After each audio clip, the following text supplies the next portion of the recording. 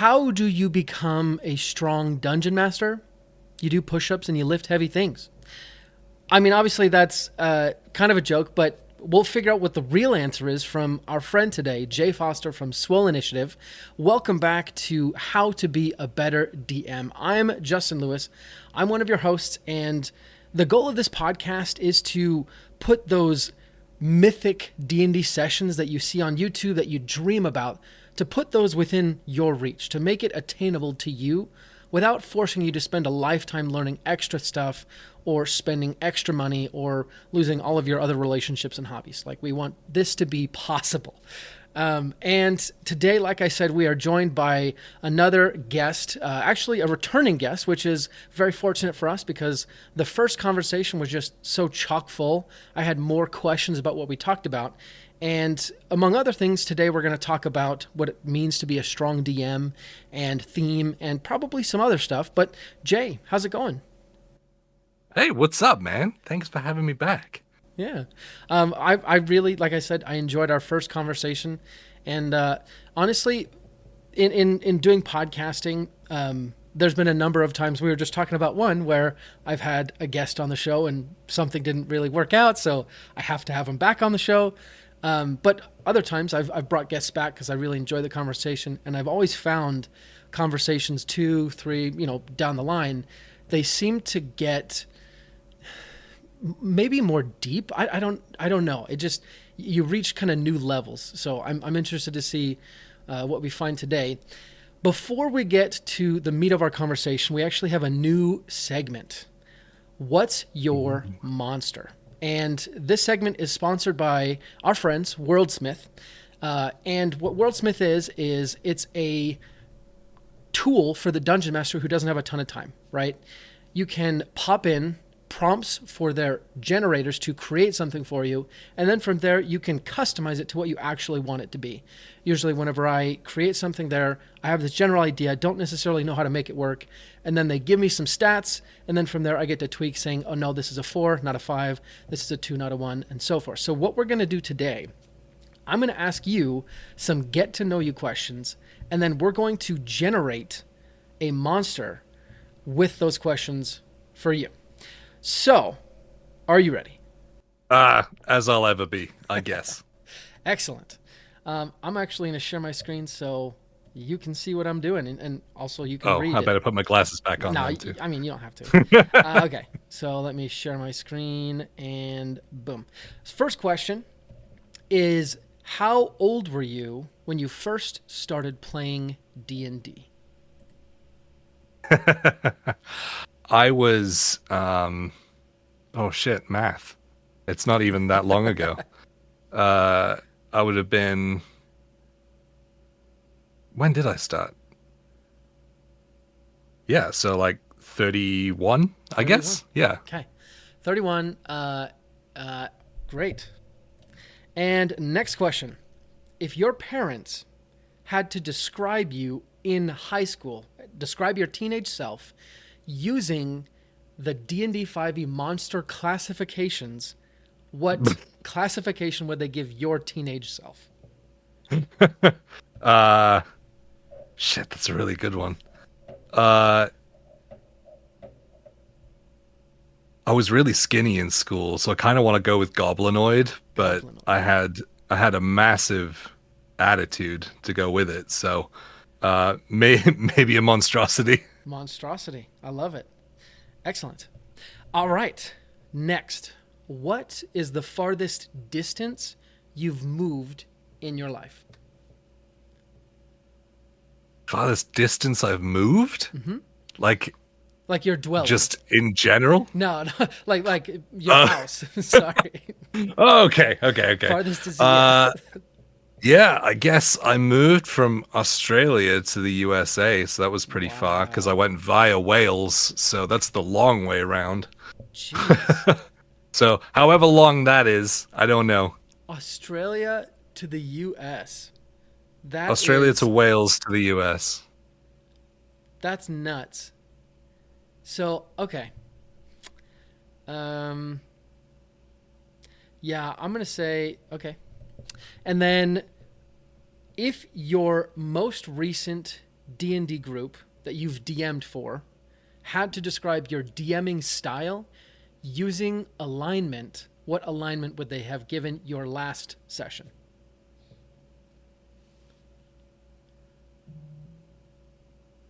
Ooh. That's such a good question.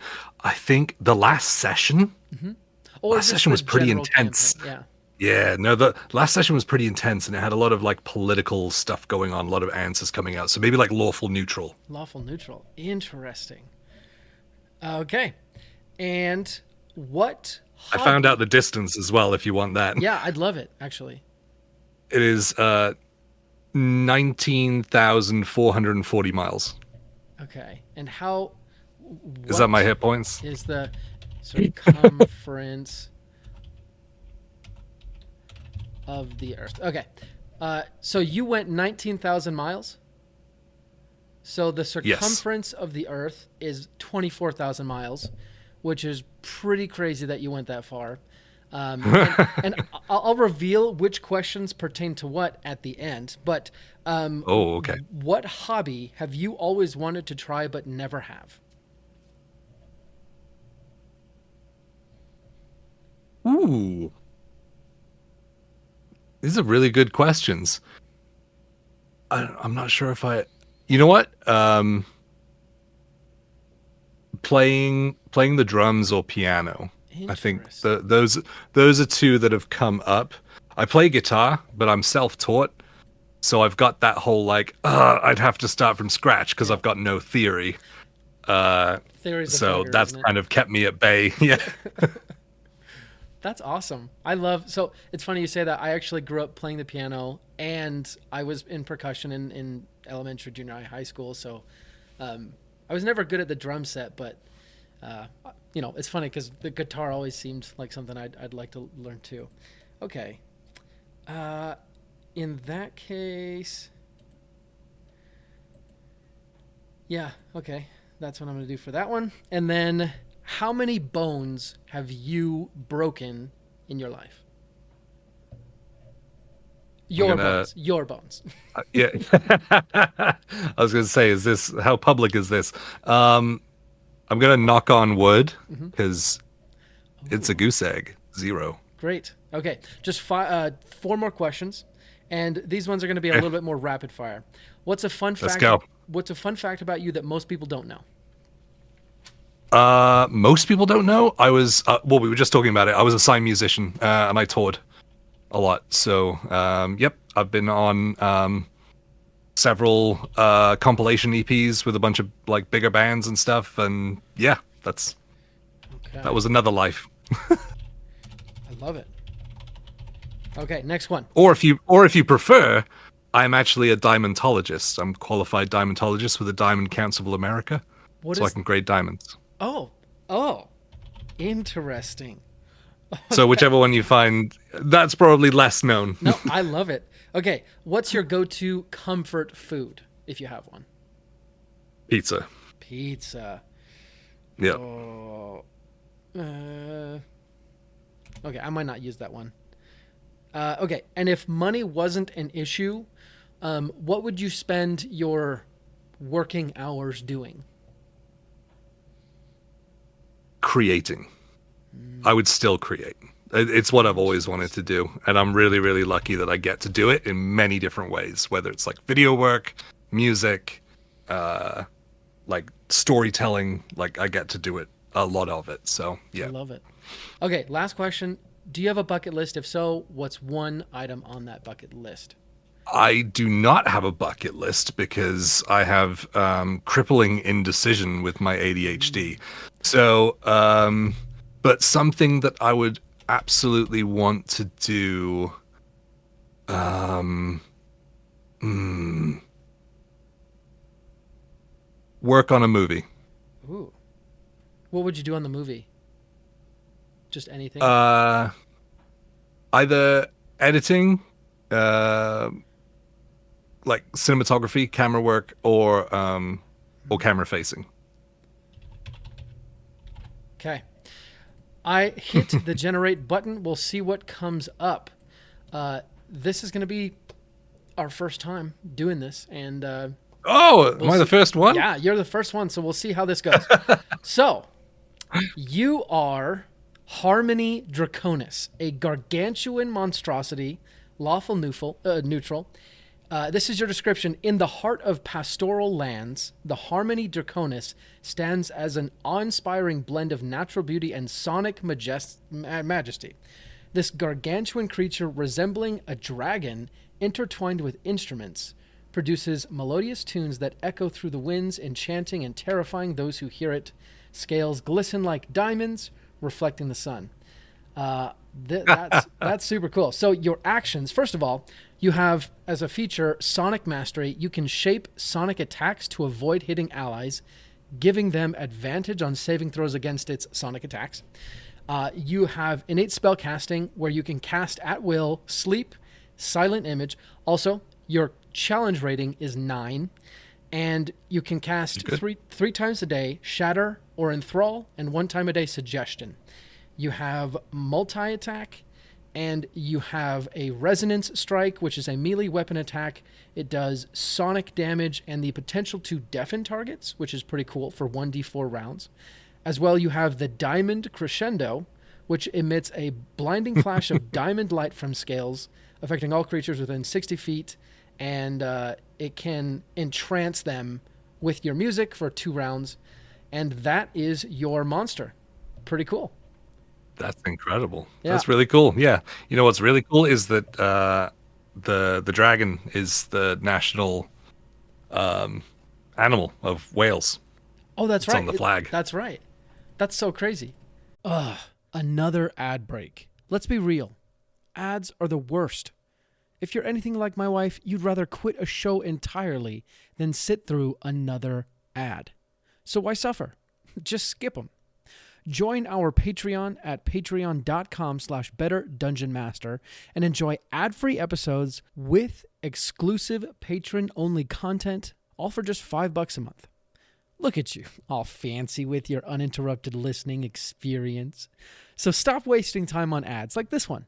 Go to patreon.com/betterdungeonmaster and upgrade your listening today. I love that. Okay, I'm going to send you the link afterwards, but thank you for cool. Thank you. Thank you for playing that quick segment with us. Now our audience knows you a lot better because they know what kind of monster you are. Now let's get into the actual meat of today's conversation. So, obviously last time we talked a lot about theme, and in my opinion, theme is kind of one of those harder things to get right in your games. So what would you say are some of the biggest mistakes people or general dungeon masters have when trying to pick and implement a theme in a game that is fulfilling? Okay, yeah. I would say the obvious one is not having one. Mm-hmm.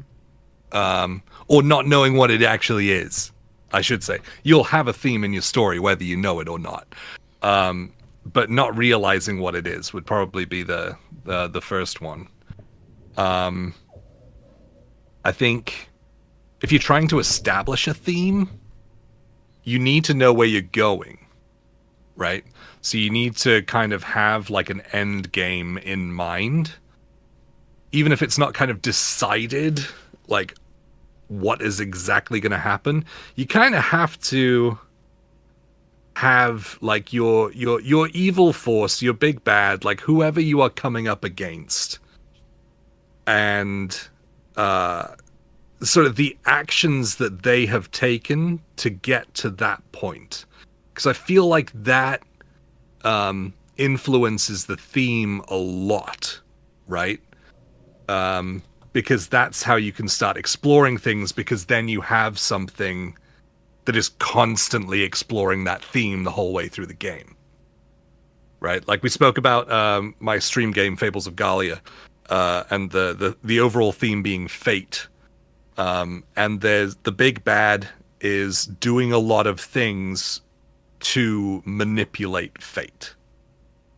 So that was my theme established, and then I went back to my players, my characters.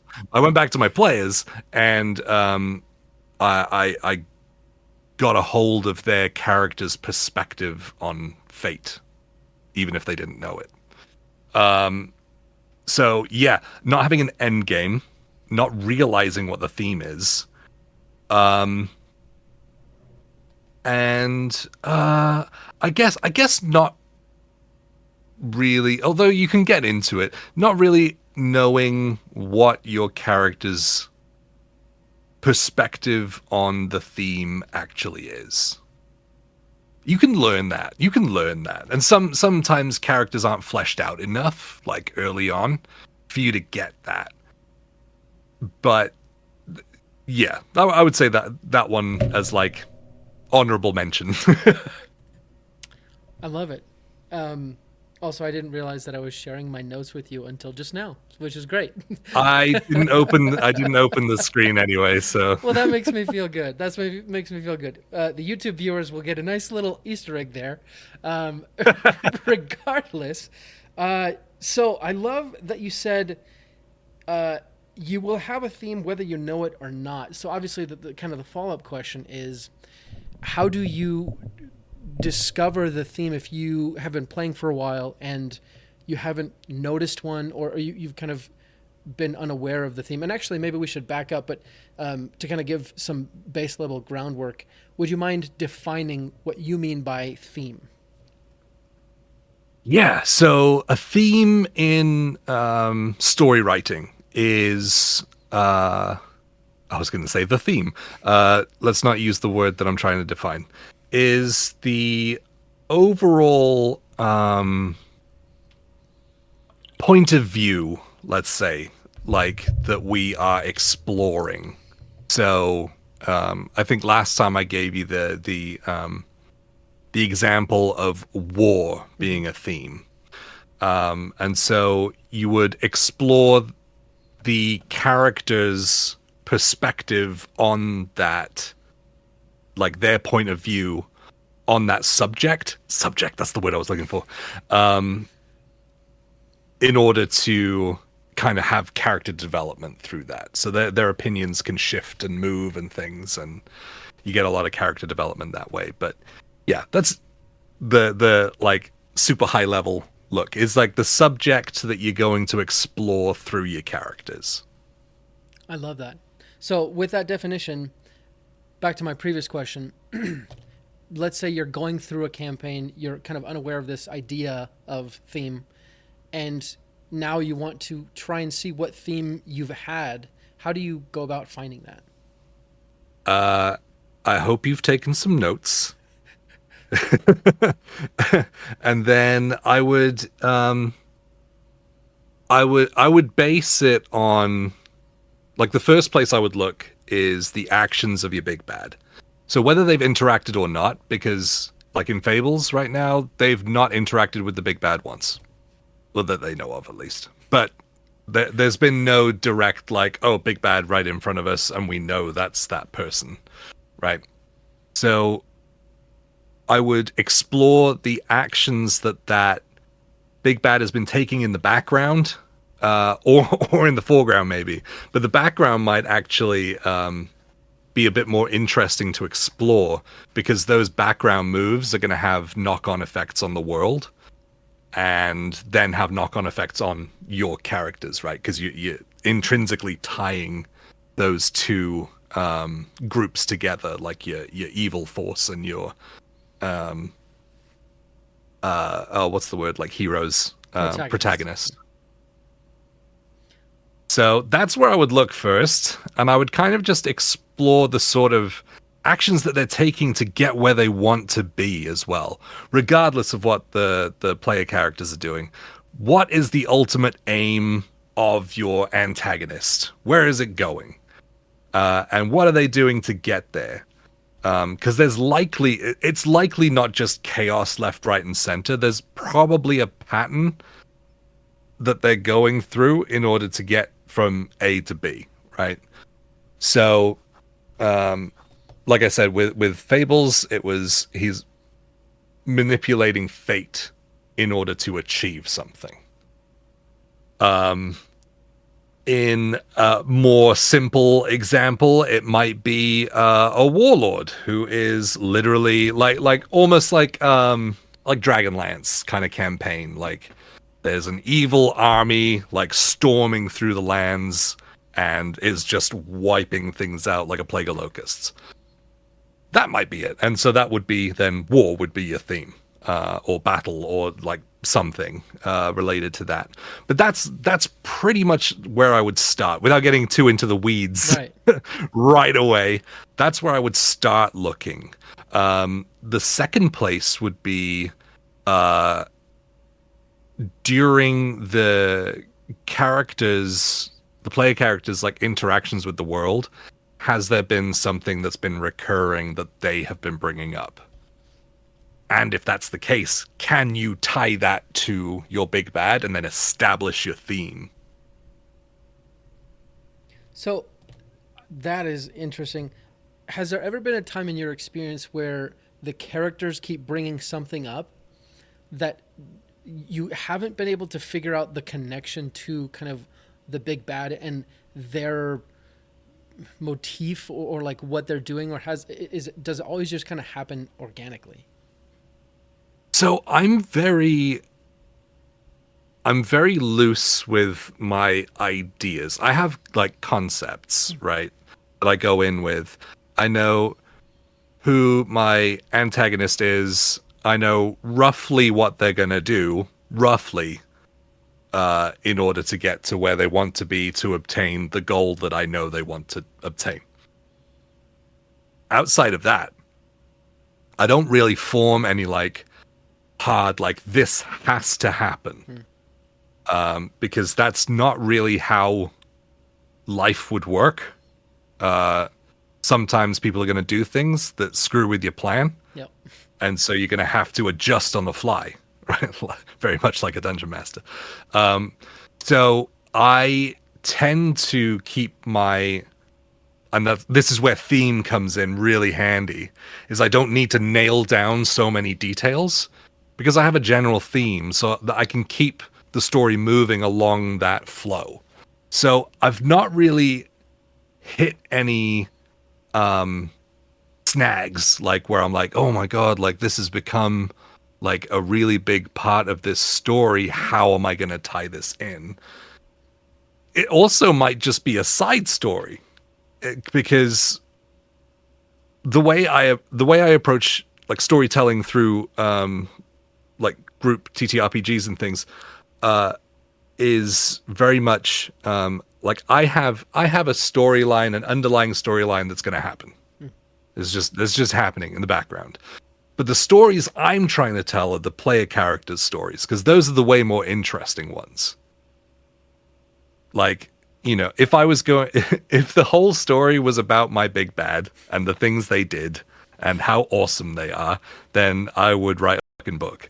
Like, right. Do you know what I mean? So I find the nuance of diving into the player character stories way more interesting. Mainly because I don't know where it's going to go as well. So there's that mystery as well. I'm like, oh shit, okay. Like, where am I going to take this? As opposed to like, I already know what the other guy's doing. Like, that's just a given for me. So I don't know if I answered the question. Yeah, no, absolutely. Thanks again for listening to our show. If you like our content and would like to engage with more of it, head over to our Instagram account @HowToBeABetterDM and give us a follow. Make sure to watch some of our Dungeon Master Rules videos while you're there to give yourself some more structure and procedure as a Dungeon Master. Also, don't forget to reach out with a DM and we can talk shop and I can get to know you a little bit better. Thanks again for listening. And that makes a lot of sense too, especially because, at least for me, theme is picking this thing and then asking questions about it. And your characters are the ones answering those questions, right? And that's how I think, to me, that's kind of the interesting story where who knows what the characters are going to say about XYZ. I think, honestly, one example, hopefully none of my players are listening to this in one of my groups, but I'm trying to make the story be a little bit about choice, right? And things being chosen for you and how you react to that. So I'm running the group through Out of the Abyss in the Underdark.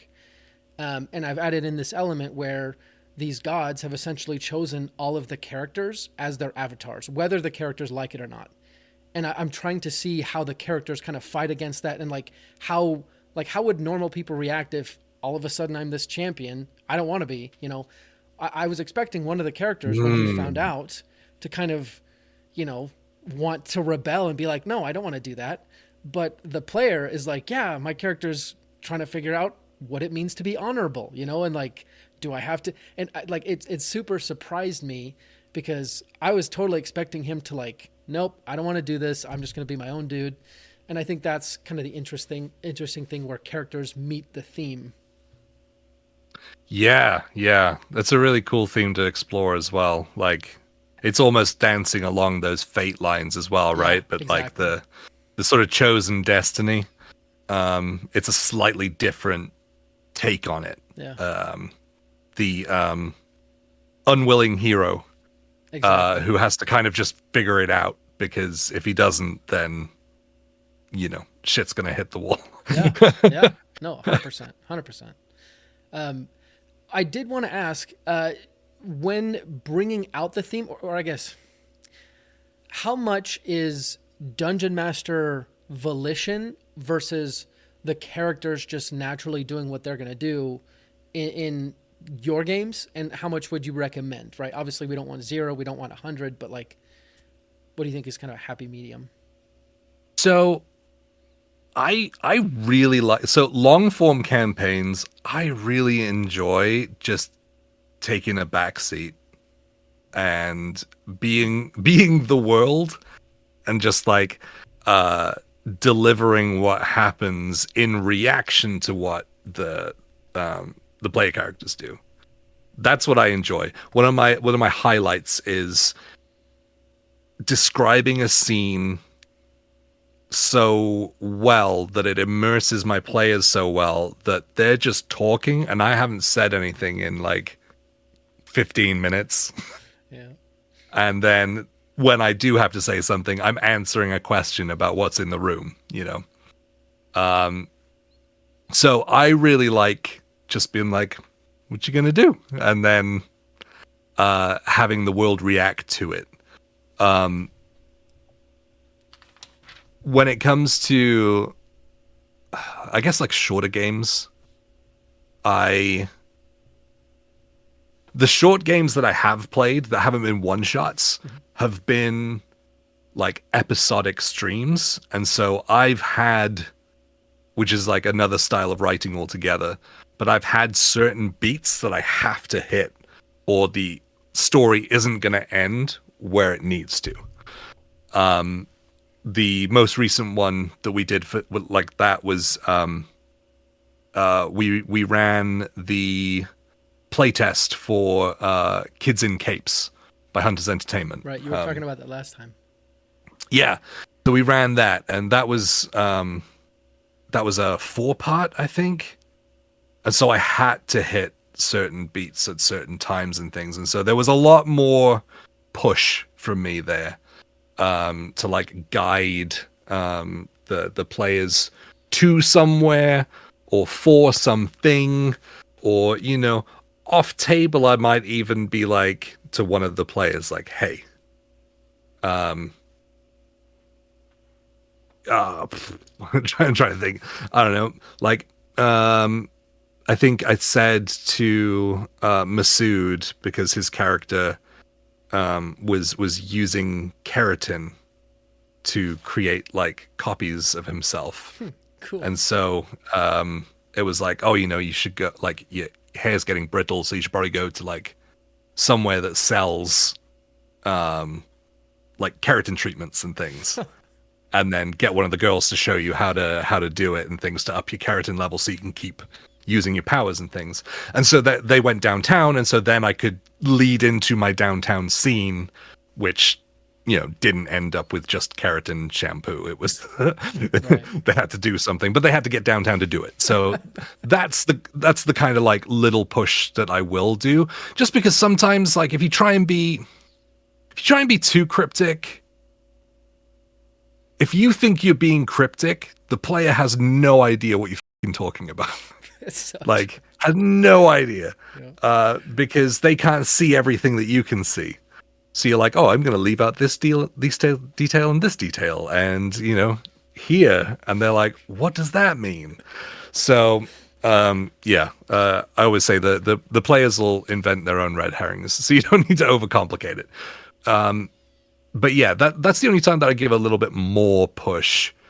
With the long form campaigns, I do really enjoy just like I said, taking a back seat to the players, mainly because they tend to tie themselves up into way more interesting stories than I could just like come up with to try and force fit them into, like with cities or new places, I have like a couple of like squares on a sheet of paper, and one of them will be the introductory description of the place to kind of set the mood and set the theme. I might have a couple of songs queued up that I'll play as I'm doing it so that they feel even more immersed in it. And I will do points of interest, so like places that they might want to visit. I will do there will be a quest of some kind at the place, even if they go somewhere where I don't expect them to go. I'll just come up with something that they have to solve, which will then sort of progress the story a little bit further. And the NPCs, their descriptions and their motives, and that's it. I don't like pre-plan any dialogue or anything like that. I do prefer to improv quite a bit because I like to react from the players. And I find that if I pre-plan too much, that would leave me flustered when things didn't go the way that I was planning them to. So if I go in there with no plan, then you're already a step ahead, right? Because yeah, exactly, kind of. Yeah. So, but having the motives of the NPCs, that will tell you how they respond. Like they might not have like bad intentions or anything like that, but maybe they are, maybe they're a magic store owner, but their main concern is more like capitalistic. Like they're all about business and they're trying to make money. And so that influences their character, right? Because that's their driving force. So, anytime that the store owner might have an opportunity to kind of rip them off a little bit, to get a little bit ahead, or, oh, so-and-so, I need to know them because I need to trade with them. Those kind of things. And that's where you get sort of the natural flowing dialogue and things.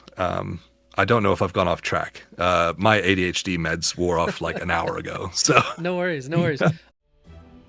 You obviously have good taste. I mean, you listen to How to Be a Better DM, after all.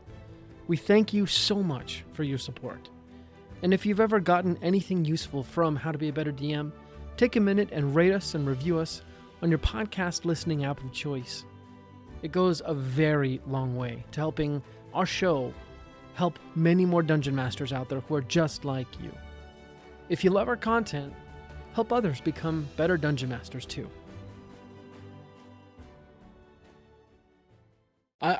So one question with that is, I love the idea of like the DM really letting the characters kind of take control and drive the story, right? And the DM is essentially just rendering the world. Has it ever happened where the party kind of gets stuck in the weeds for a second, right? They're in the tavern and, they like they just keep kind of going around the same circles and nothing seems to be happening? Yes. Yes, a lot. But it's easy enough to have some kind of stimulus in that moment, right? Mm-hmm. That will lead to the story being progressed. So there was this one game that we were playing in this campaign where they were stuck in this port town, large tavern, tons of like trading and things going on, and they had some heart-to-heart conversations and things, and then it was kind of like they were just doing things. And so I had everyone that was proficient in perception roll a perception check, and if they were high enough, I would have the players start overhearing conversations and like key things that kind of just like stuck out, and it's like, oh, maybe they're talking about like a bad trade that went down, or a string of crimes that have been happening and how weird it is, and what do you think about this? And they can kind of earwig a little bit, and then that's enough to hook, like to pull them into the storyline.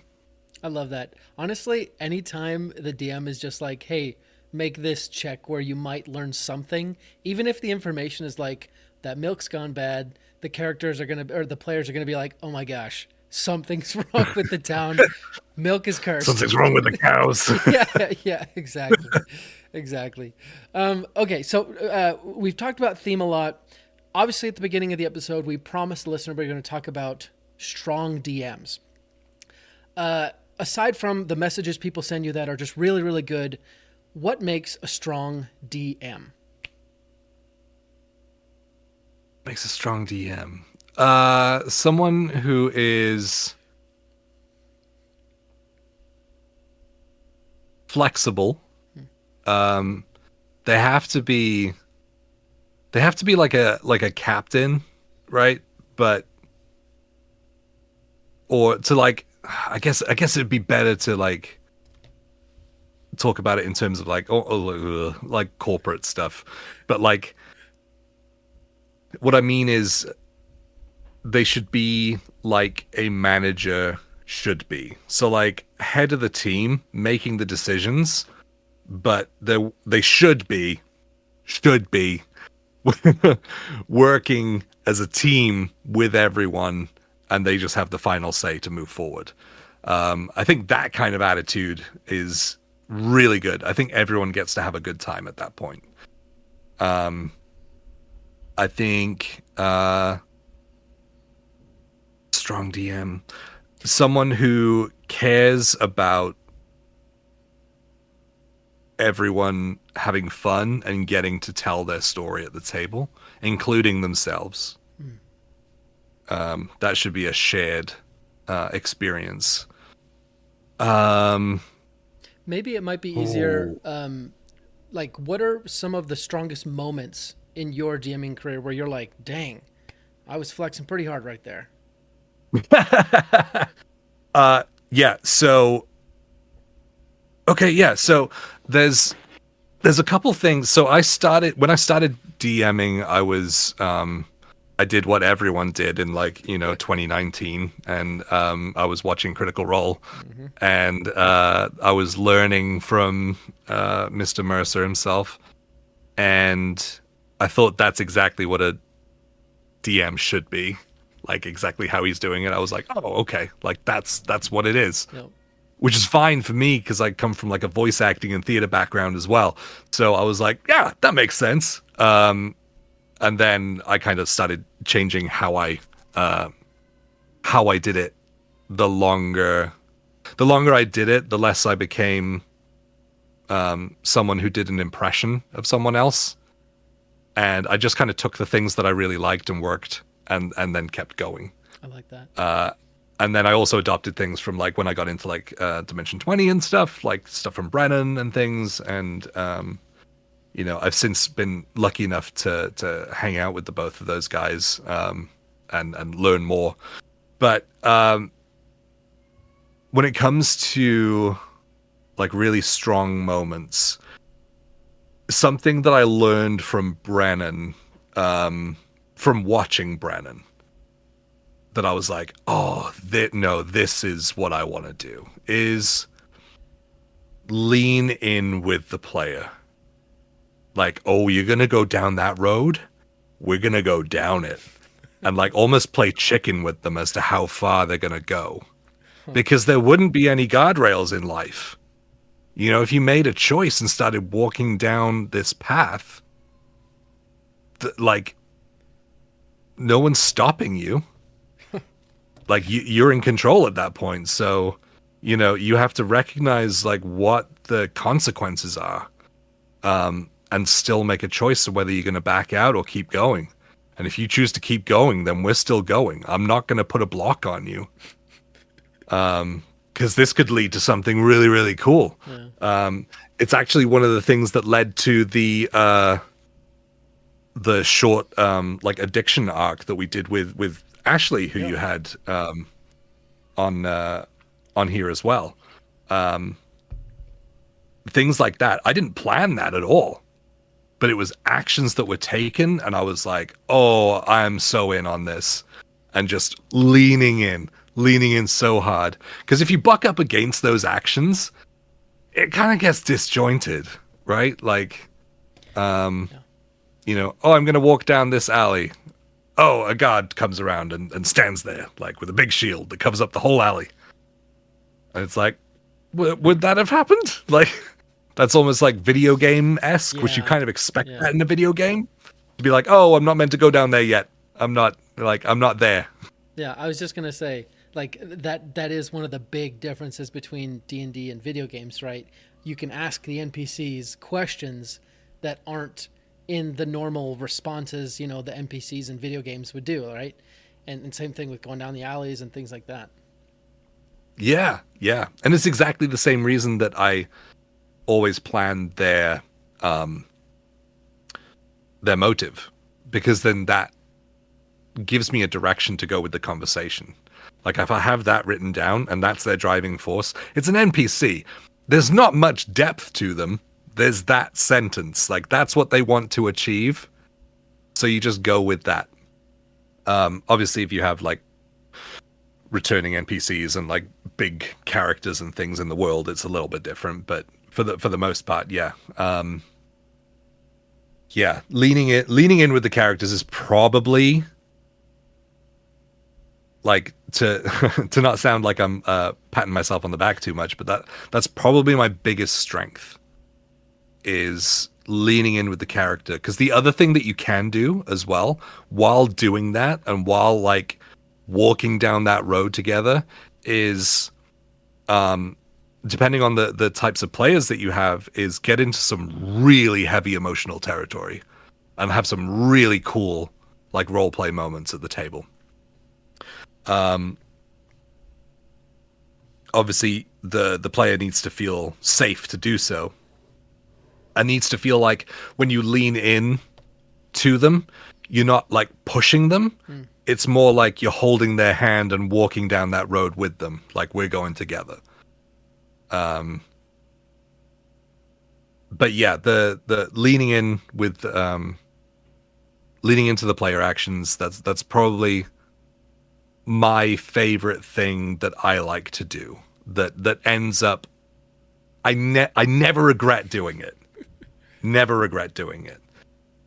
It always comes out to some really cool moment or really cool storyline that I can then tack in later on. Yeah. I love the description of holding their hand and walking into it together. It's very, very evocative, for sure. Jay, I mean, it's been super fun having you here. We are coming up against our time, unfortunately. And you say this thing at the very end that makes me have all sorts of these questions of, like, you know, dungeon master and emotions and things like that. So maybe we'll have to talk about that another time.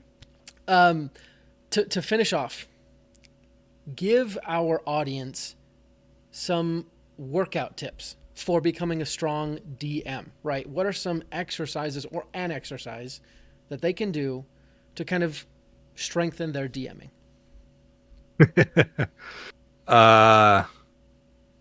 It's got to be reps. You got to do your reps. You know, repetition is the way that you practice, and the more you practice, the better you get. although you have to be willing to criticize your form. See, I love this. um, to be able to improve so that the next time you get under the bar, you're lifting more efficiently, and so you're stronger the next time. How's that for carrying on a metaphor? Man, I think it is perfect because it truly does apply, right?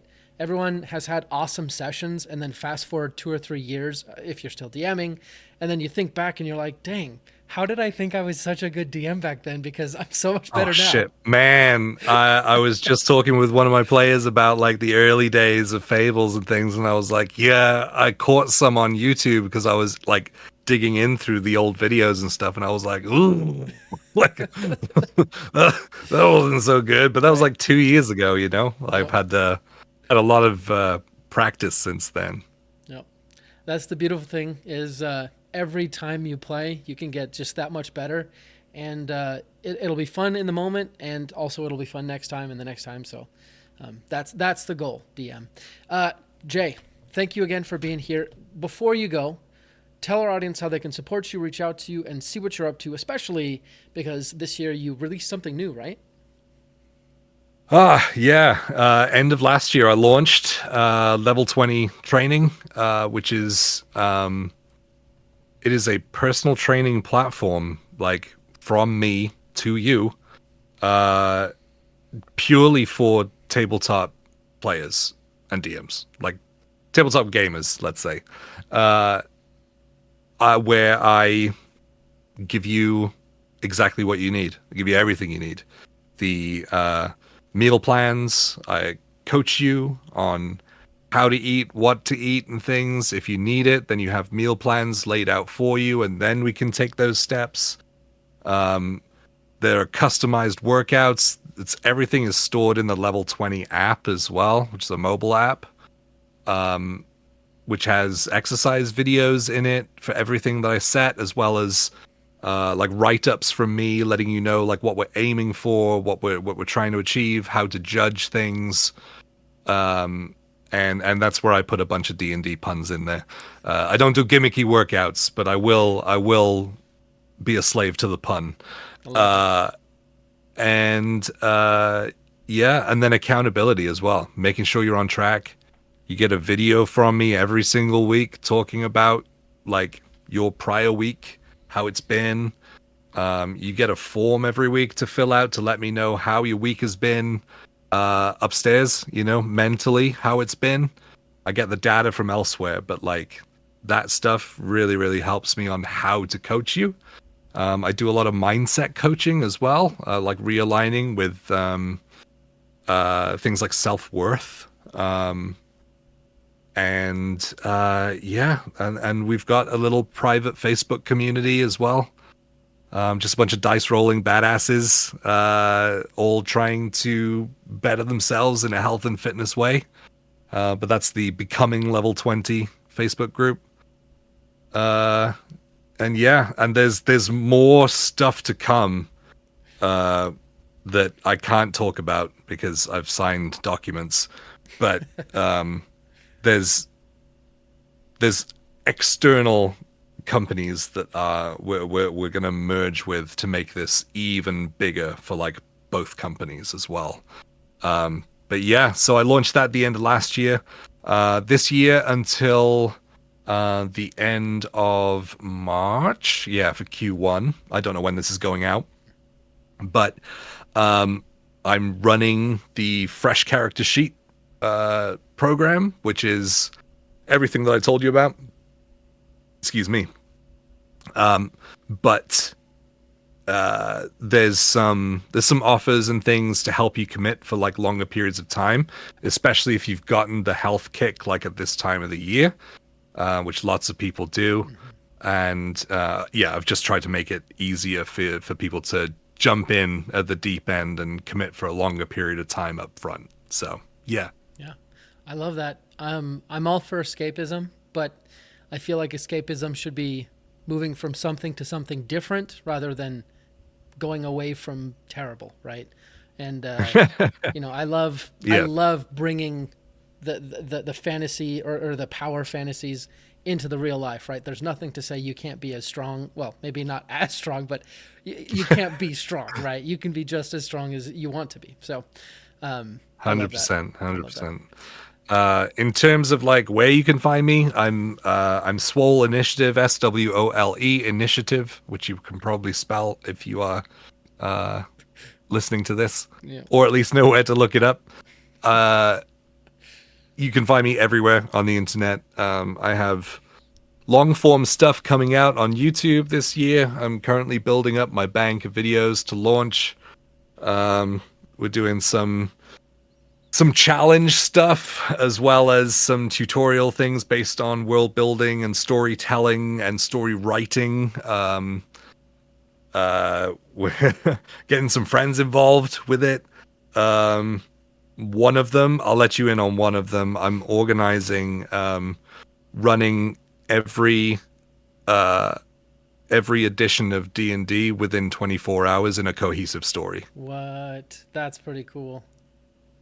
So there'll be videos watching me set that up and like kind of getting like a peek behind the curtains on what it takes to kind of set that stuff up.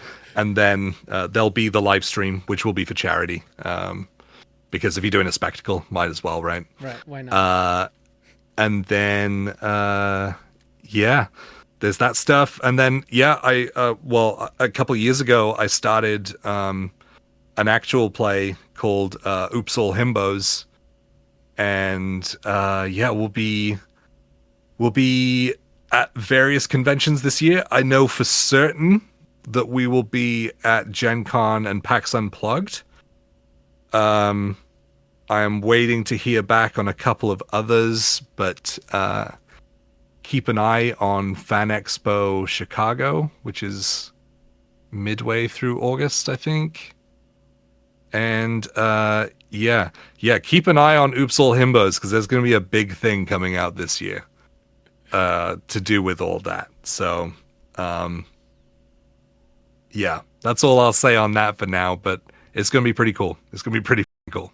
Beautiful, beautiful. Well, you heard it here, listener. If you enjoyed today's episode, please do me a favor. Go to Jay's platforms, his Level 20 app, and Swole Initiative Network, and just like dump all of the love that you can, because that really just lets know Jay. That lets Jay know that we appreciate him for coming on the show and giving of his time. But listener, we'll be back next week for another handcrafted episode just for you. Until then, let's go ahead and roll initiative. Brought to you by Session Zero Studios. For more information, visit sessionzerostudios.com.